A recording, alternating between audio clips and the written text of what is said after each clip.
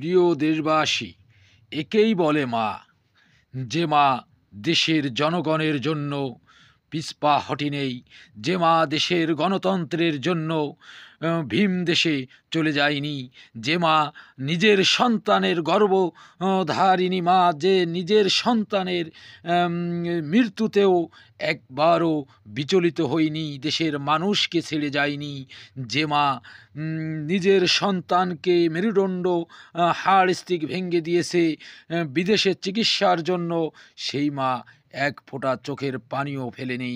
শুধু আমার আপনার কথা চিন্তা করে, দেশের জনগণের কথা চিন্তা করে, বাংলাদেশের কথা চিন্তা করে সে আঁকড়িয়ে রয়েছে এই বাংলার মাটি। তাই বলবো, আসলেই প্রকৃত গণতন্ত্রের মা যিনি, তিনি হচ্ছেন আমাদের দেশরত্ন বেগম খালেদা জিয়া। প্রিয় ভাইয়েরা আমার, তিনি তার স্বামী হারিয়েছে, সন্তান হারিয়েছে, তবুও সে বিচলিত হয়নি।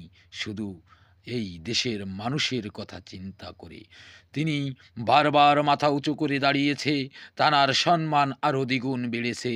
তিনি হচ্ছেন গণতন্ত্রের মা, তিনি হচ্ছেন বাংলার একজন আপোষহীন নেত্রী বেগম খালেদা জিয়া।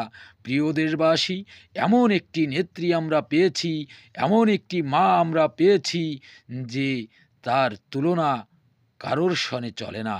তাই আসুন আমরা পুনরায় আবার বিএনপিকে জয়যুক্ত করে তানার হাতে আমরা প্রাপ্য সম্মানটুকু পৌঁছে দিই এবং এই বাংলাদেশকে রোল মডেলে পরিণত করি।